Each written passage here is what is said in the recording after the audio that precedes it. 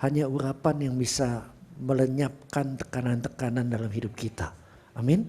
Yesaya 10 ayat 27a mengatakan, kalau bisa ditayangkan saya sangat terima kasih. Pada waktu ini, beban yang ditimpakan mereka atasmu, mereka bicara tentang keadaan sekeliling, keadaan sehari-hari, menekan, mungkin manusia menekan, mungkin juga ada manusia yang menekan, dipakai oleh iblis. Tapi Tuhan katakan, pada waktu ini, waktu-waktu itu beban yang ditimpakan mereka atas bahumu akan apa? Terbuang. Dan bukan kue, saudara. Beban yang diletakkan mereka atas tengkukmu akan lenyap. New King James lebih menjelaskan, dikatakan, the anointing breaks the yoke. Dan urapan itu melenyapkan segala beban. Amin.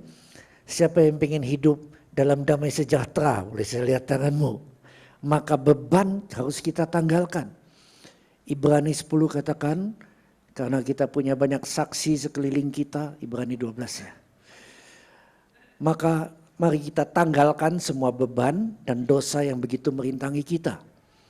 Supaya kita bisa berlari dalam pertandingan yang diwajibkan bagi kita. Semua itu hanya bisa because of the anointing.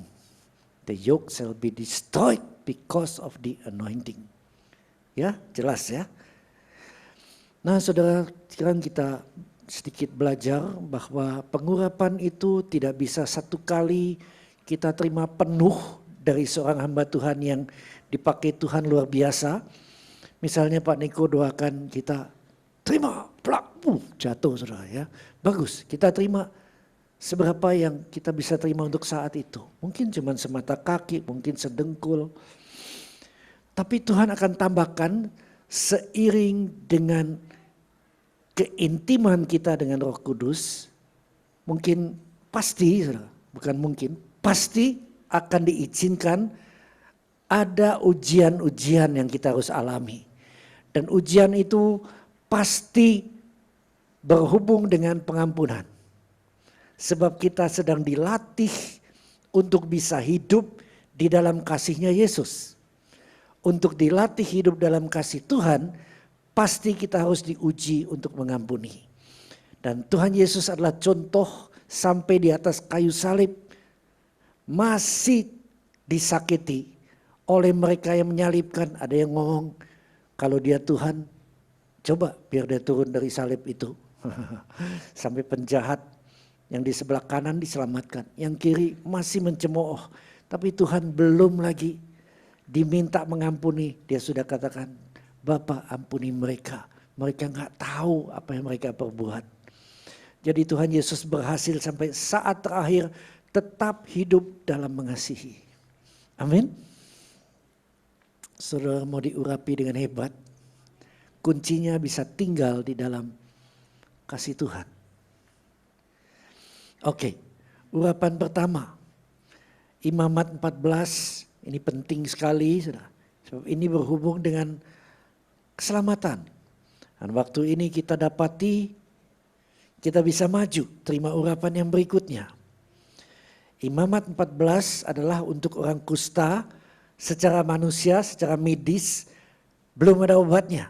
Orang kusta pasti akan membusuk dan mati. Tapi kalau Tuhan menyembuhkan seorang penderita kusta, ini yang ditulis di Imamat 14, dia harus dibawa kepada imam. Dan imam akan menguduskan dia. Pertama dengan mengoleskan darah di atas cuping telinga kanan. Jadi segala dusta-dusta iblis yang dari dulu kita dengar. Mungkin segala tahayul, saudara. Jangan makan ikan mas, nanti gimana gitu ya. Atau tahun ini lo lagi jong. Gak boleh ke orang kawin, ke orang mati, ke orang ya ulang tahun atau apa. Kalau enggak sial lo. Nah itu semua dusta-dusta iblis. Itu harus dikuduskan oleh darah, saudara. Dan kita bersyukur Imamat 14 bicara tentang darah lembu, domba, merpati. Tapi kita mengerti bahwa Tuhan Yesus telah menjadi korban yang kekal. Satu kali diampuni maka kita disucikan. Amin. Karena itu masih ingat lagu Pak Niko. Darahmu Yesus sucikan daku. Darahmu Yesus bebaskanku. Darahmu Yesus ubahkan daku. Ku dijadikan baru. Saya agak singkat tentang ini. Dulu darah lembu, darah domba, darah merpati dipakai untuk menutupi sementara dosa-dosa manusia. Sesudah itu setiap tahun harus ada lagi. Tapi satu kali kita percaya Tuhan Yesus, kuasa darahnya telah mensucikan dan mengampuni dosa kita. Maka untuk selama-lamanya kita dalam keadaan pasti selamat. Amin. Karena Yohanes 1 ayat 29, Yohanes Pembaptis lihat Tuhan Yesus datang lalu dia umumkan, "Nah, lihat anak domba Allah yang menghapus dosa dunia."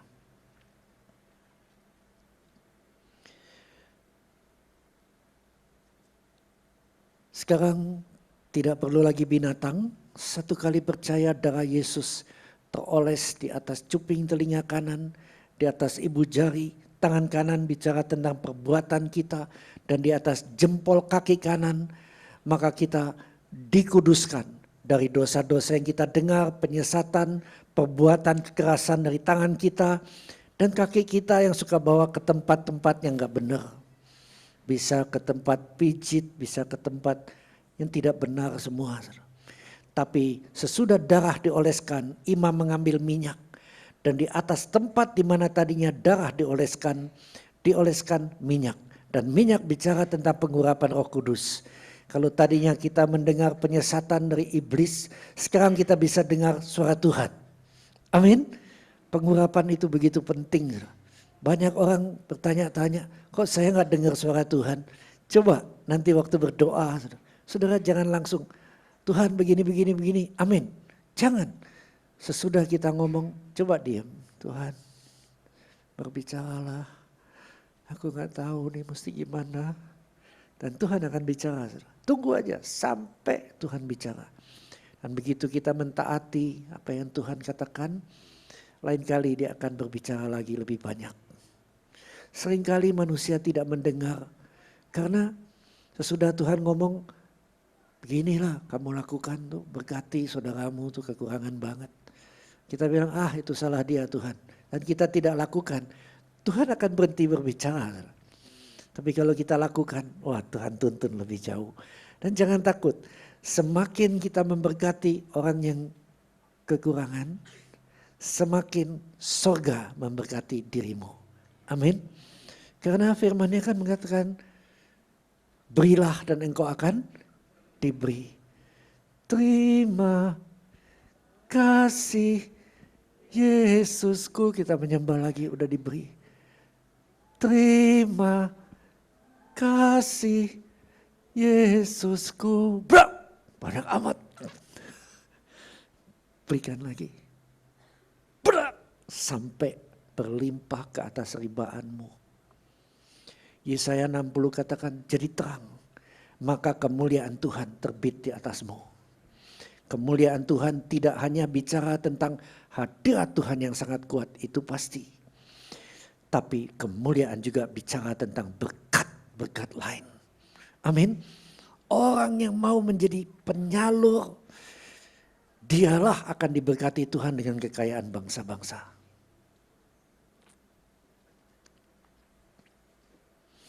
Aduh, saya merasakan Tuhan hadir.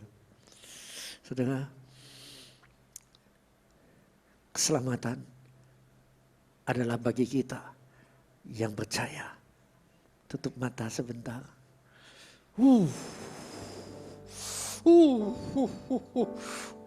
Hadiratnya. Saya mau tanya, semua tutup mata ya. Kalau hari ini kita dipanggil pulang,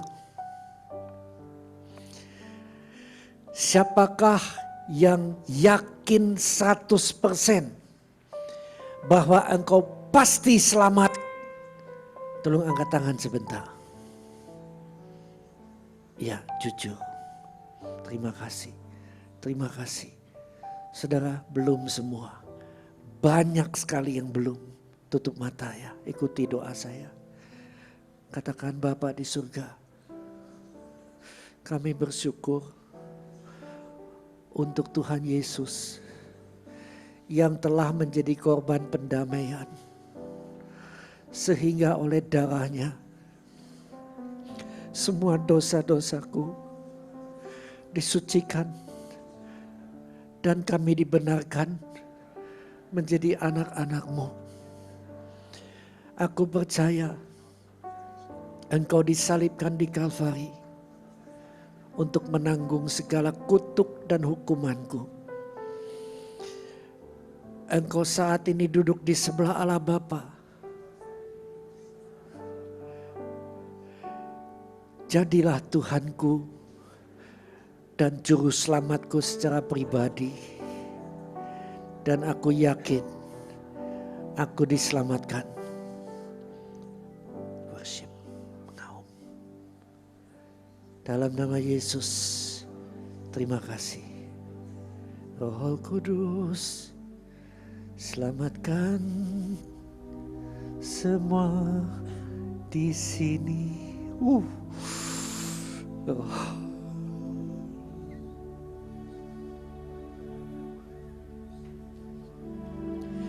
Keluarga kami, Bapa penuh kasih dan anugerah, selamatkan keluarga kami.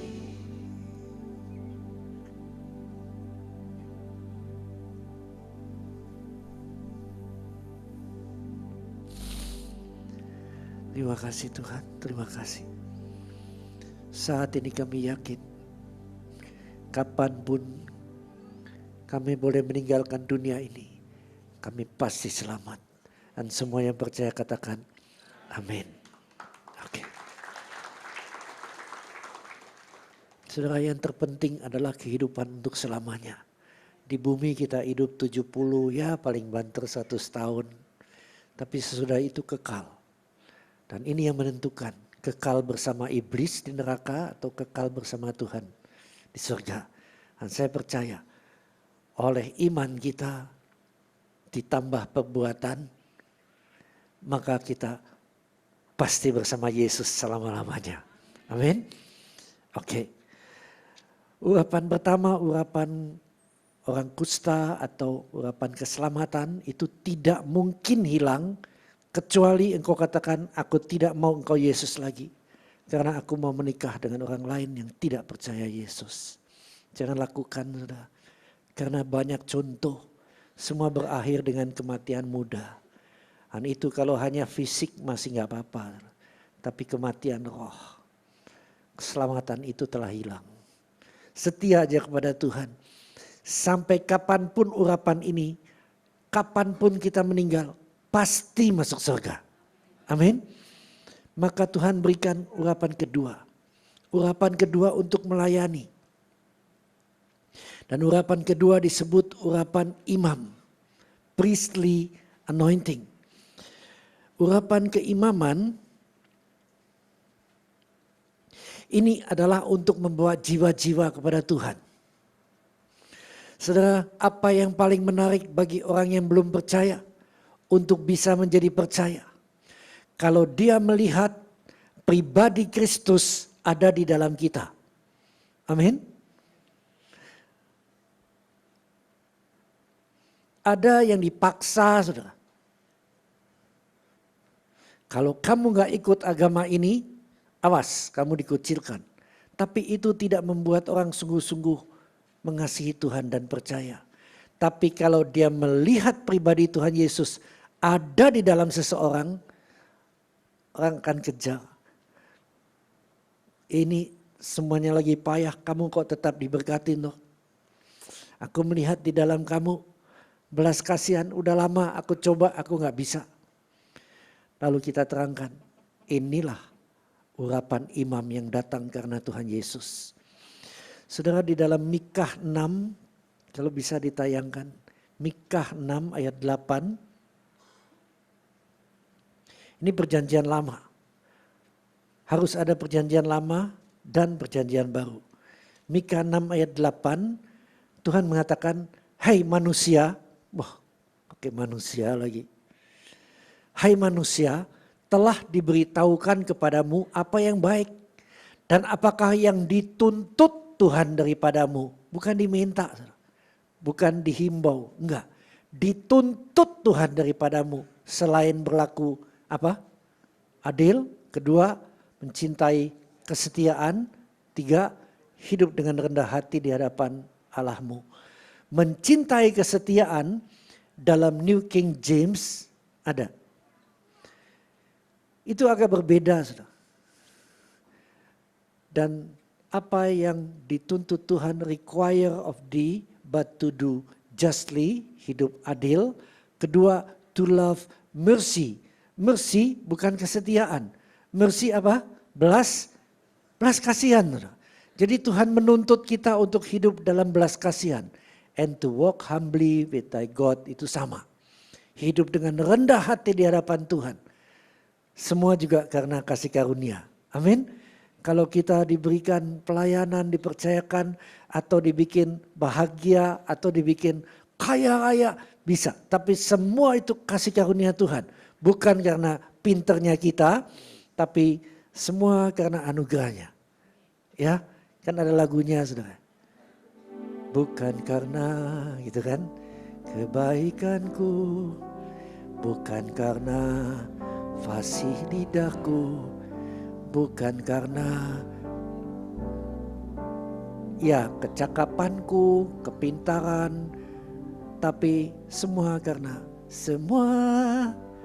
karena anugerahnya diberikan kepada kita.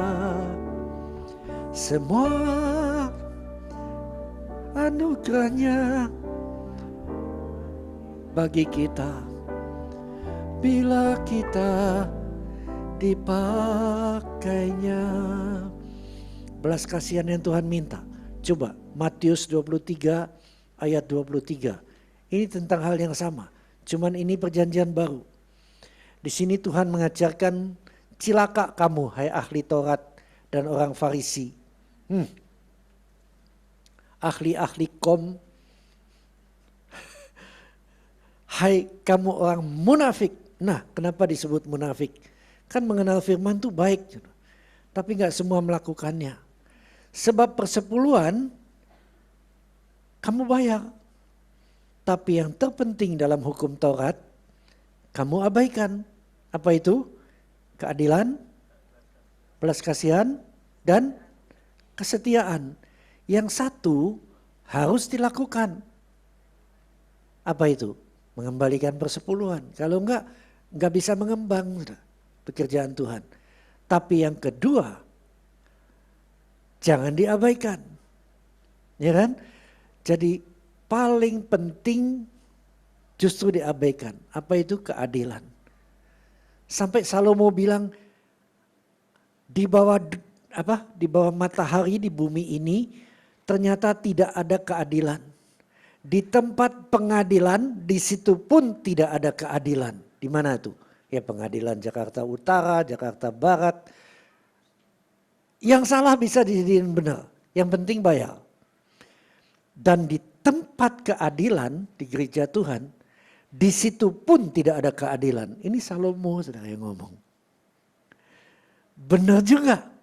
Karena itu Tuhan ingatkan, hei jangan jadi munafik.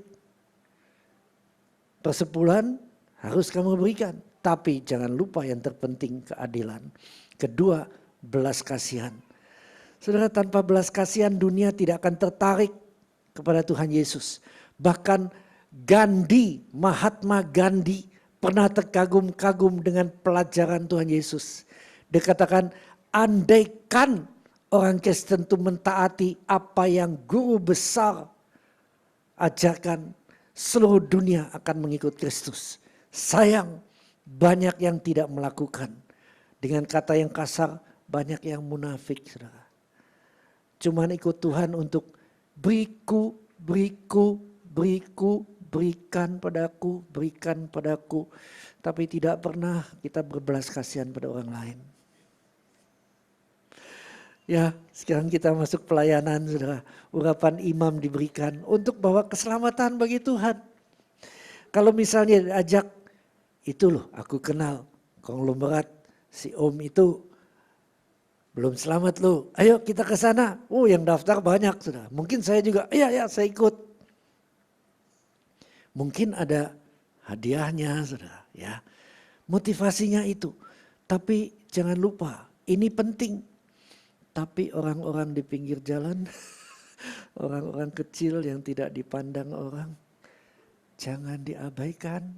Ini persis begitu tuh ayatnya bermaksud. Nah, belum lama saudara, ada seorang hamba Tuhan namanya Patricia King. Saya dengar seminarnya, sejak seminar pertama diajarin masuk dalam dimensi surgawi. Di situ udah mujizat kesembuhan, mujizat kekurangan, semua dipenuhi waktu kita bisa masuk di hadapan tahta kasih karunia Tuhan. Itu adanya di surga. Bagaimana bisa naik ke surga? Ini jadi pelajaran ke sana. Gak apa-apa ya. Ibrani 10, tolong buka atau ditayangkan. Ibrani 10 ayat 19. Ini Rasul Paulus yang pernah dibawa ke langit ketiga, 2 Korintus 12 ayat 2-4. Dia yang mengajarkan, jadi saudara-saudara, oleh apa?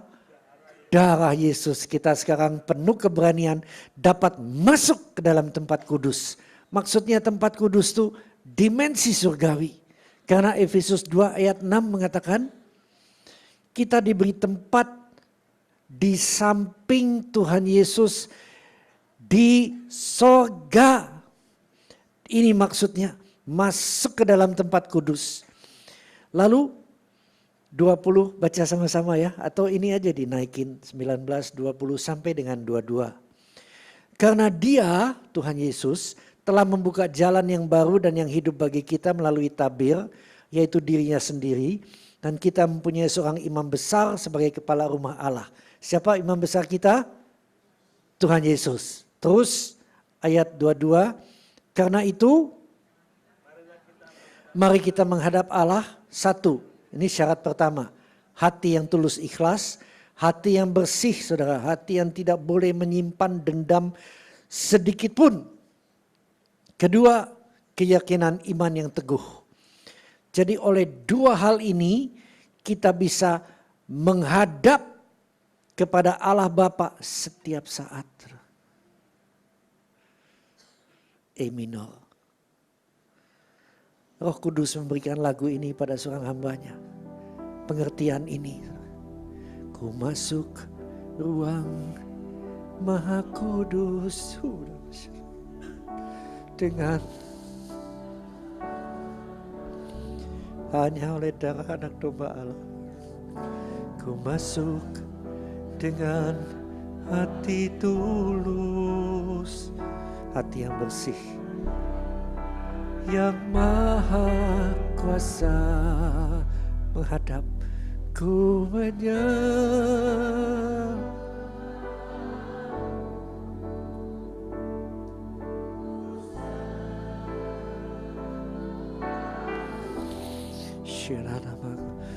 ku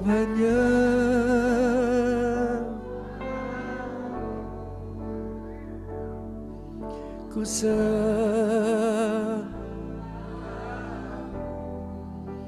sebab namamu kudus, kudus Tuhan lihat saya sebentar. Bagaimana kita bisa masuk dimensi surgawi? Atau bagaimana tahu kalau kita sudah masuk dimensi surgawi? Nah, waktu hamba Tuhan ini menjelaskan, dia katakan tidak mungkin roh kita harus lepas dari tubuh kita untuk dibawa masuk ke surga. Kalau roh manusia lepas dari kita, kita meninggal. Tapi kita bisa masuk dengan iman. Apa yang kita rasakan waktu kita doa? Kita katakan, Bapa, terima kasih untuk jalan yang baru. Jalan dari langit satu, kita tinggal di langit satu. Dimensi langit satu. Naik ke langit tiga, yaitu dimensi surgawi. Kita harus lewat langit dua. Siapa yang tinggal di langit kedua? Kuasa-kuasa kegelapan.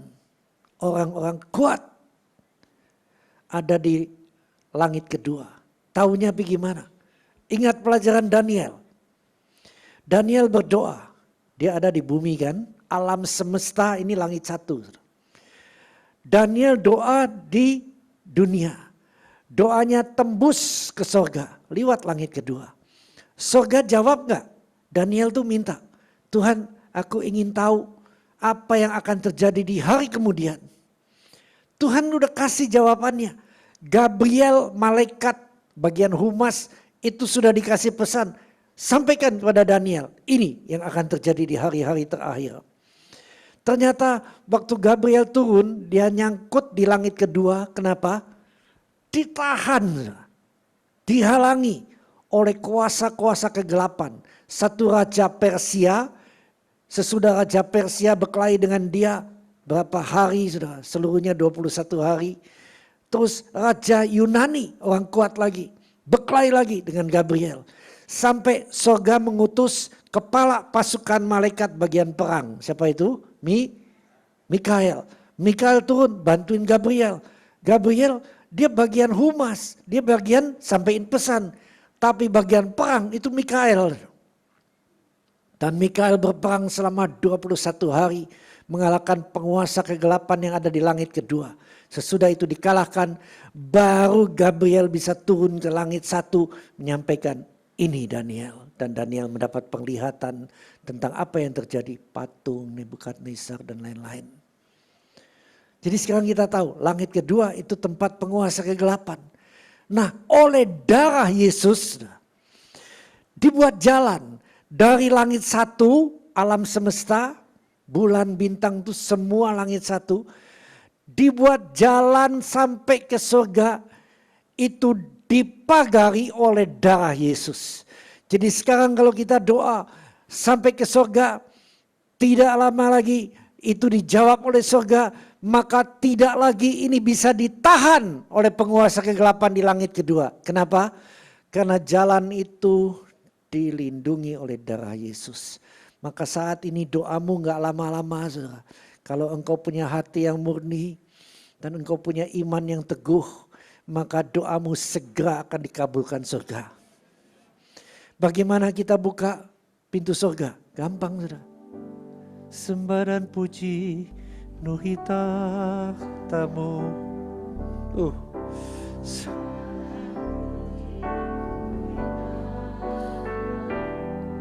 Langsung pintu surga terbuka. Penyembahan membuka pintu surga. Adalah Raja. Tolong buka Wahyu 8 ya. Ini bekerjanya penyembahan. Ya, Wahyu 8. Ayat 3. Tayangkan aja.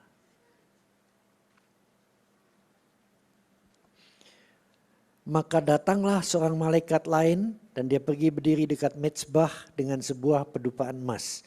Ini di langit ketiga ya, surga. Dan kepadanya diberikan banyak kemenyan untuk dipersembahkannya bersama-sama dengan doa semua orang kudus di atas mezbah emas di hadapan takhta. Takhta itu kan di surga ya, dimensi surga.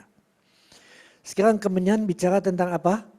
Penyembahan. Penyembahan buka tingkap surga. doa orang kudus. Selamatkan Indonesia, selamatkan Indonesia. Selamatkan keluargaku Tuhan, selamatkan negeriku Tuhan. Orang kudus berdoa seperti itu. Bersama dengan penyembahan yang dinaikkan, pintu surga sudah dibuka. Sekarang doa ini menjadi bola-bola api. Ini yang dilihat oleh Patricia. Dia lihat ayat 4, maka naiklah asap kemenyan, terus ditayangkan tolong.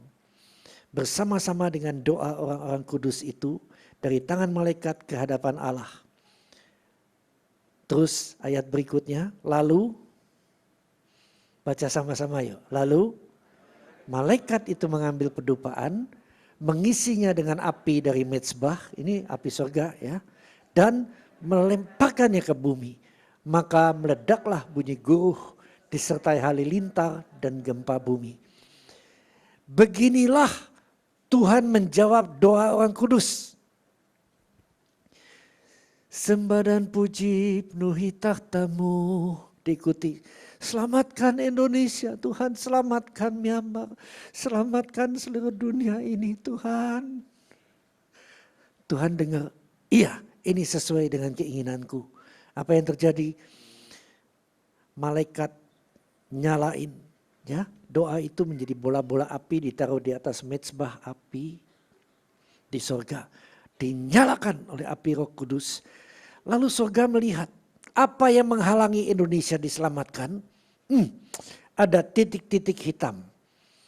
Waktu diperhatikan titik-titik hitam adalah kumpulan daripada kuasa-kuasa kegelapan. Bisa Nyai Loro Kidul, bisa roh antikristus ya. Lalu malaikat mengambil bara-bara api yang sudah berubah menjadi bola besar, bola api, dan dilemparkan ke bumi. Kemana dilemparkannya? Ke tempat penguasa-penguasa kegelapan menghalangi berkat Tuhan, keselamatan datang ke tempat kita. Apa yang terjadi waktu bola-bola api itu kena, terjadi ledakan. Penguasa-penguasa kegelapan ini terbang ke sana kemari, mereka lari ke tempat-tempat yang Tuhan izinkan. Dan tempat mereka misalnya di atas Indonesia atau di atas daerah kota, itu diambil oleh Roh Kudus Allah. Begini bekerjanya surga. Akhirnya bumi penuh kemuliaannya. Kenapa? Karena penguasa kegelapan diusir dari bumi dan Roh Kudus berkuasa. Amin. Ini saudara. Doa kita pun begitu. Nah sekarang saya udah masuk ke dimensi surgawi, mesti terangin. Bagaimana kita rasanya? Begini. Waktu kita doa, Tuhan oleh darah Yesus bawa aku ke dimensi surgawi. Waktu kita doa seperti itu, mendadak apa yang terasa? Hadirat Tuhan akan menjadi amat sangat kuat. Waktu Tuhan hadir kita udah berasa, udah kuat nih. Tapi waktu kita dibawa masuk dimensi surgawi itu menjadi amat sangat kuat. Ini untuk orang dewasa rohani. Waktu kita rasakan itu, kita alamin seperti Paulus alamin. Coba E minor mainin aja tuh instrumental. Saudara, ada yang mendapat suara Tuhan. Paulus dapat kata-kata yang tak boleh diucapkan dulu. Ada yang dapat nubuat disampaikan. Ada yang dapat penglihatan. Tapi waktu kita masuk dimensi surgawi, apa saja yang manusia bisa butuhkan akan diberikan pada kita. Efesus 1 ayat 3 mengatakan segala berkat rohani telah disediakan di surga. Tuhan Yesus ngajarin kita, jadilah di bumi sama seperti dalam surga. Jadi Tuhan ingin semua berkat rohani yang sudah disediakan di surga, kebahagiaan, kesehatan, damai sejahtera, itu dia rindukan kita terima sebagai anak-anak Tuhan. Bahkan dikasih jalan, ayo perlu naik aja. Nih sudah dibuat jalan. Nah banyak kita belum mengerti ini. Satu kali,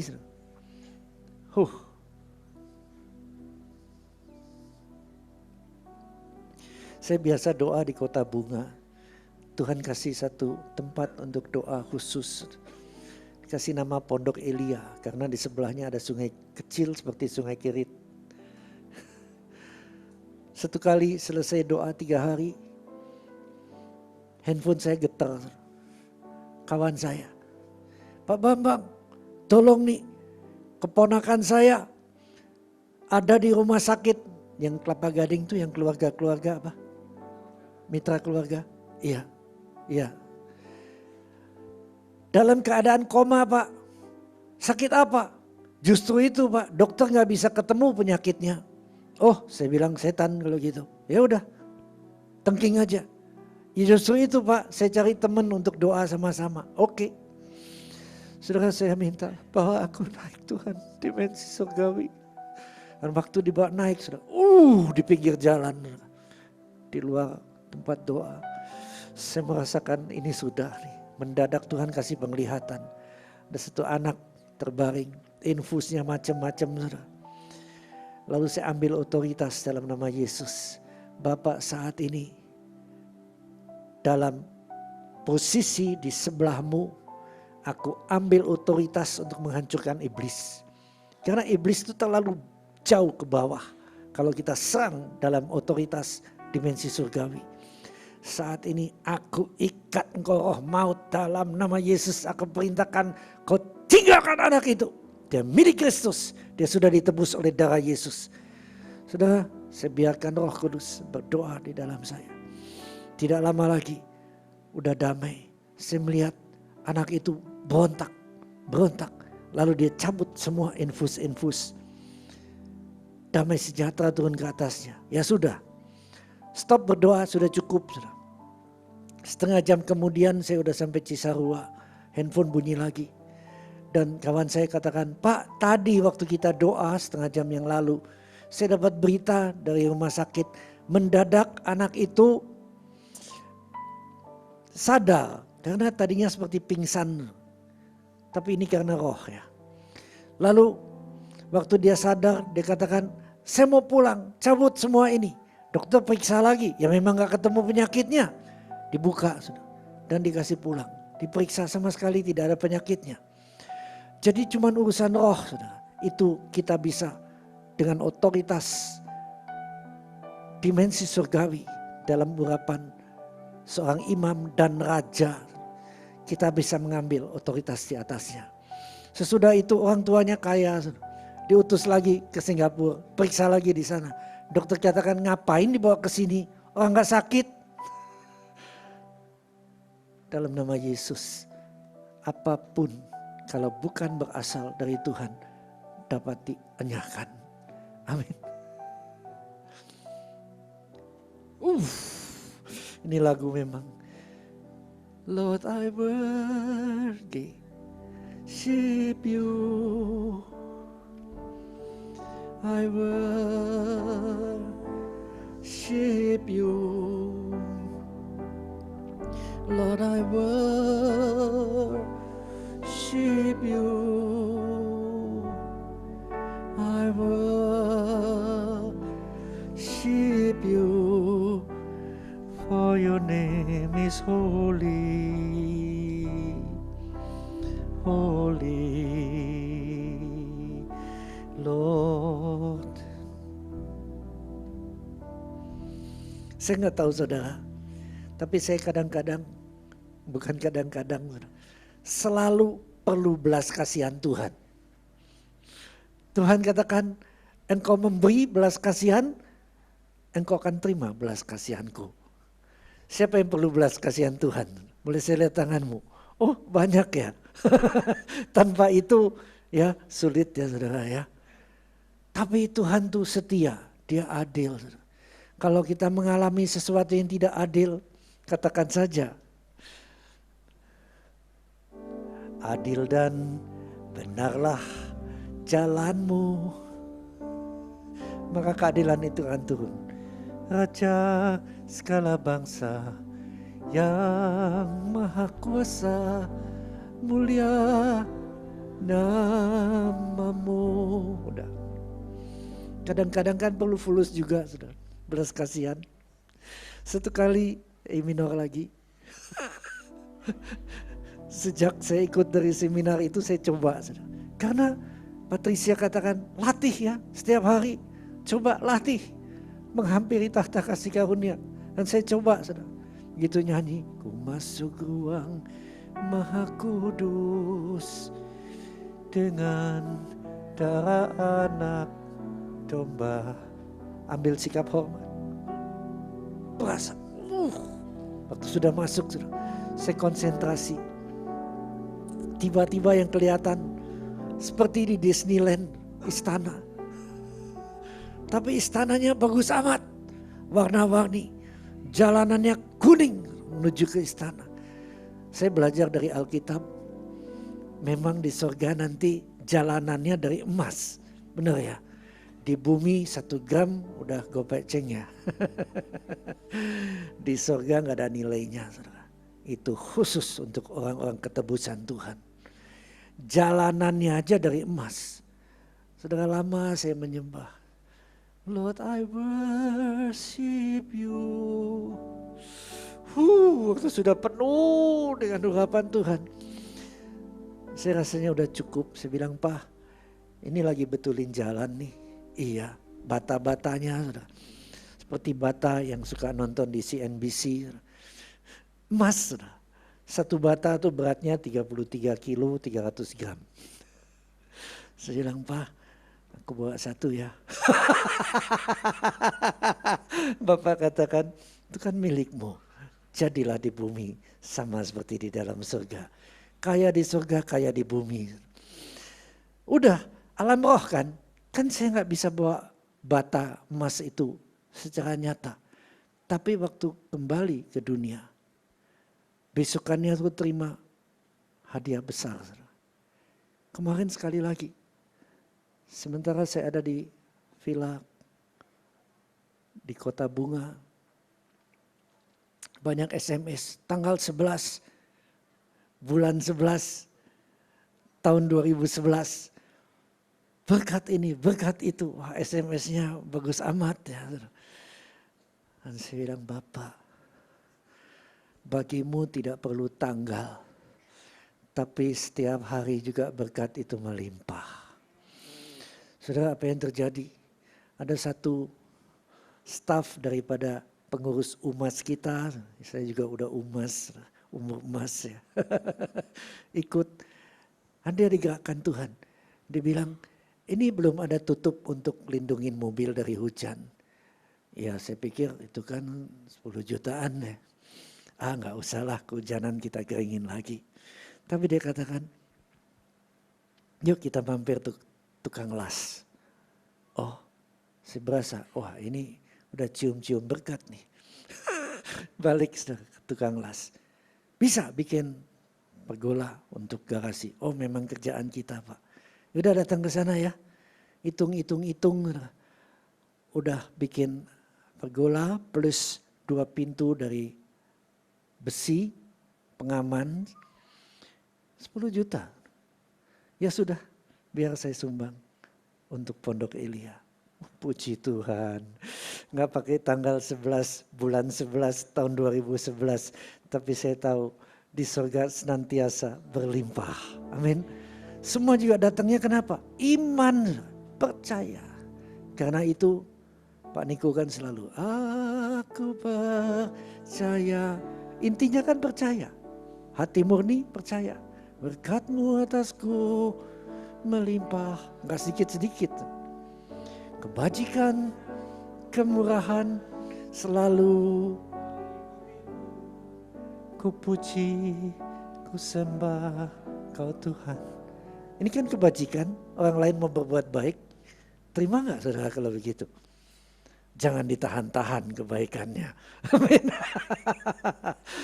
Dan kita semua bisa mengalami. Yang penting menghadap hadirat. Masuk dimensi surgawi. Maka apa yang di surga akan diberikan pada kita. Kalau ada organ yang rusak seperti Holyfield. Tahu Holyfield? Evander Holyfield, petinju dunia. Waktu itu belum mengalahkan Tyson. Jantungnya udah hancur, terlalu latihan terlalu berat. Dokter katakan tidak boleh tinju lagi. Kamu paksa, kamu mati. Jantungmu sudah membesar. Dan Evander percaya Tuhan Yesus dari kecil. Dia memang namanya aja dikasih Holyfield. Tanah yang kudus. Orang tuanya orang Kristen baik. Dia pergi ke KKR. Dan di KKR itu Tuhan mengganti jantungnya dengan jantung yang baru. Dari mana jantung barunya? Saudara, di surga. Segalanya tuh udah disediakan. Ada kamar-kamar khusus dengan organ manusia. Ada yang sediakan jantung, ada yang sediakan mata, ada yang sediakan liver, ada yang sediakan ginjal. Itu tersedia bagi mereka yang percaya. Nah, waktu dia percaya, sore itu memang ada hamba Tuhan. Waktu itu Benny Hinn, ya, saya lihat videonya. Dan Benny Hinn dapat pesan Tuhan. Ada seseorang datang dengan hati yang hancur, dengan jantung yang hancur. Malam ini Tuhan akan gantikan dengan yang baru. Dan dia naik ke pentas. Jarak kira-kira 20 meter. Benny Hinn cuma angkat tangan. Touch. Boom, jatuh, saudara. Tyson aja gak bisa jatuhin dia. A touch of the Holy Spirit. Boom. Dan Benny Hinn lihat. Aku lihat tangan Tuhan sedang mengempartasikan jantung baru. Jantungnya rusak diambilnya. Saudara, sorenya dia pergi ke dokternya. Besokannya dipotret USG. Dan dokter katakan, ini dokter yang sama yang bilang, berhenti tinju. Jantungmu sudah membesar, udah rusak. Jantung yang sama, dia USG, dia bilang, apa yang terjadi? Jantungmu seperti jantung anak muda 18 tahun. Dan sesudah itu dia kalahkan Mike Tyson. Mike Tyson kebingungan, pukulannya mengandung kuasa Tuhan. Sampai dia gigit kupingnya. Ingat ya kisahnya, sampai dibikin coklat, pinggirnya digituin ya, sedikit seperti digigit, dijual kuping Holyfield. Saudara, dahsyatnya Tuhan. Kalau ginjalmu, livermu hancur, di surga tersedia. Gak usah kecungku, mahal, 4 miliar. Belum tentu berhasil lama.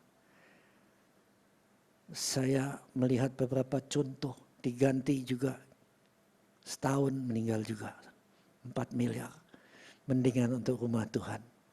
Tapi kita diberikan ginjal yang baru dari surga. Enggak bakal gagal. Holy Spirit. Injil harus diberitakan. Kembali ke pengurapan. Urapan imam membuat engkau damai dengan semua orang. Maka engkau tinggal dalam kasih Tuhan. Engkau pun menerima segala berkat yang ada di surga. Hati nurani yang baik plus iman yang teguh sudah cukup kita masuk dimensi surgawi. Urapan ketiga, urapan raja. Wah, ini saudara. Urapan raja ini yang membangkitkan orang mati. Waktu kita khotbah, Reinhard Bonnke, dia khotbah di ruangan atas, di bawah, ruangan bawah, di ruangan sekolah minggu, ada mayat dari Daniel Eke Cukwu, evangelis. Sementara Reinhard khotbah di atas, kuasa urapan raja turun ke bawah membangkitkan hambanya yang sudah dipeti 4 hari. Ditaruh di sekolah minggu, anak-anak sekolah minggu lagi nyanyi, kengkong lehernya besar. Mereka lewatin peti itu, gak takut, saudara. Anak-anak mana ada takutnya. Dia lihat, ih goyang lu matanya. Padahal udah ditaruhin kapas, saudara. Di hidungnya, di kuping, mulut. 4 hari, udah mulai membusuk. Ih goyang lu, bilangin kakak. Kakak sekolah minggu, ih beneran lu, lapor gembala. Gembala dipanggil, wah bagus. Dalam nama Yesus, bangkit lu. Memang udah bangkit, saudara. Kuasa urapan raja itu menyembuhkan. Akhirnya penginjil ini dikembalikan lagi hidupnya dan sampai saat ini dia terus memberitakan tentang surga dan neraka karena sudah dikasih lihat. Andai katakan sedianya saya akan dilempar ke dalam neraka karena sebelum meninggal saya tengkar hebat dengan istri saya. Tapi Tuhan berikan kesempatan untuk kembali hidup di dalam kasih-Nya. Sampai sekarang dia gak berani keluar dari kasih Tuhan. Saudara, salah satu jalan juga untuk tidak bisa keluar dari kasih Tuhan adalah terus memberitakan. Siapkan klip yang terakhir. Kita akan melihat satu hamba Tuhan yang banyak melayani di anak muda. Kenapa saya ambil dari Philip Mantuva?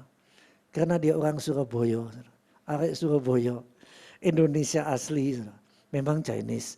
Tapi waktu dia kecil, omnya tuh suka ngatain, Philip, percuma. Kamu ini orang kuning. Orang kuning tuh gak bakal bisa sampai memberitakan Injil keluar. Kita hanya disediakan untuk bisa terima. Untuk terima dan terima. Tapi satu hari Tuhan katakan, yang terdahulu. Ya, maksudnya yang terdahulu tetap terdahulu, ini maksudnya Tuhan. Tapi yang terkemudian akan menjadi nomor satu juga. Jadi dulu dibagi, menurut dia bangsa putih dulu, kedua kuning, ketiga hitam. Tapi yang sesungguhnya di alam roh, saudara, nomor satu itu Yahudi. Kedua kuning, Yahudi kuning, kita saudara. Ketiga orang hitam, negro spiritual. Waktu dia dapat pesan Tuhan, dia katakan kami tidak kurang. Tuhan selalu mengatakan kamu yang pahlawan, kamu yang paling hebat. Dan dia katakan biar yang utama tetap menjadi utama. Tapi yang terkemudian ikut menjadi yang terutama. Dan dia mulai memberitakan Injil. Silakan aja. Ini dia ada di Burma. Ini keadaan Burma penuh dengan pemberontakan, penuh dengan riot, kekerasan militer, negaranya hancur, orang di sana miskin. Tapi Tuhan mengasihi Burma juga. Kita lihat masa lalu penuh dengan kekerasan di Burma. Satu hari Philip ketemu dengan pendeta Matius dari Belanda dan dia mengajak, ayo kita ke Burma, kabarkan Injil di Burma. Sudah ada gereja tapi tanpa kuasa dan Tuhan mengasihi Burma juga. Sebelum ke sana Tuhan bertemu secara pribadi dengan Philip di Singapura, lalu mereka ke Myanmar. Di tengah-tengah bangsa yang hidup dalam kegelapan, dalam dosa, terang itu mulai bersinar. 20 sukarelawan dari Surabaya pergi ke Myanmar. Angkotnya bagusan kita. Biku pun pergi malam itu. Bahkan sebelum KKR banyak sudah ditanyain sama biku-biku. Mereka juga cari kebenaran. Ini mungkin bagusan kalau lampunya agak digelapin ya bagian depan. Gak bisa ya. Kalau gak bisa juga kelihatan sih. Kita akan lihat dari hari ke depan banyak orang yang haus kasih dan dipenuhi dengan kasih Kristus. Ya. Dikasih apa tahu? Apa beras kencur. Nah ini di tahun ini baru bulan yang lalu Oktober, pertengahan Oktober KKR diadakan di Myanmar.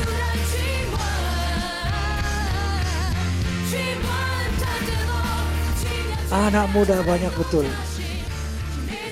Anak muda di sana banyak hidup dalam kegelapan. Banyak yang udah dijual dari usia muda sebagai budak seks. Tapi Tuhan mengasihi.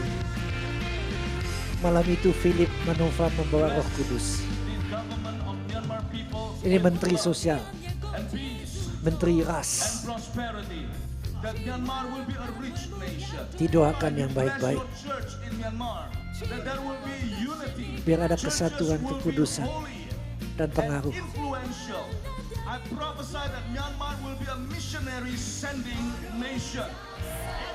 My name is Uso Tuaonya, and I'm a minister for the National Races Affairs.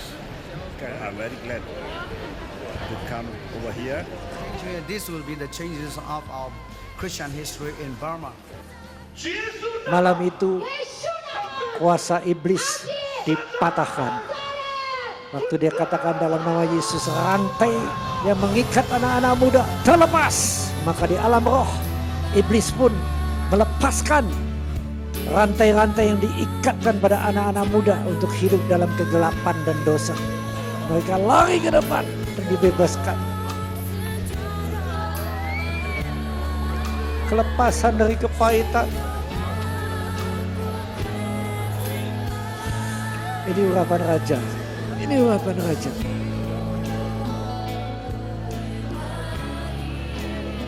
Dengan sepatah kata iblis dikalahkan.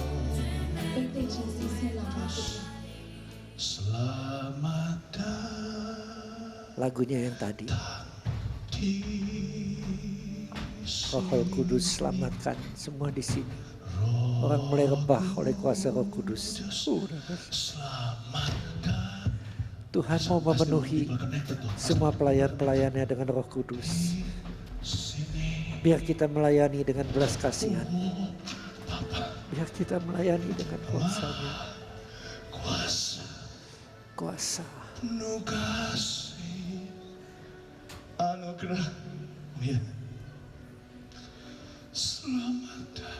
Kencengin dikit boleh.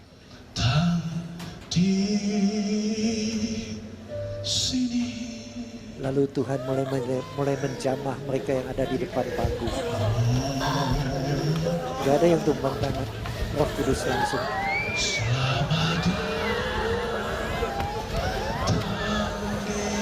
Ini penginjil Indonesia. Roh Kudusnya sama. Ini paling sedikit 1000.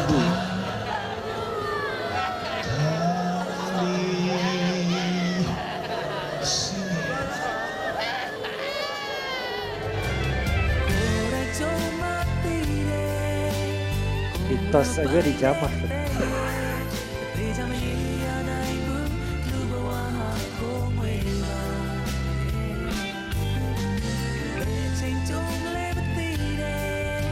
Urapan belas kasihan ini penuh pada saudara Fili.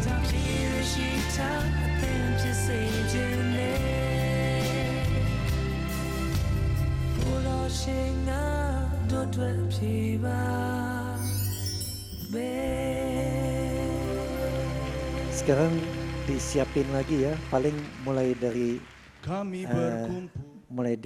dari dia nyanyi Roh Kudus selamatkan semua di sini.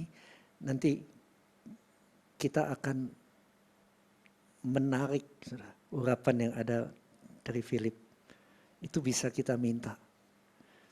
Yuk kita berdiri yuk, saya ajarin dulu. What do you expect in just one sermon? Jangan dulu ya, sebentar ya, Non. Jadi firman Tuhan, berdiri yuk. Dia ajarkan, minta dan engkau akan diberi. Percaya nggak saudara? Percaya.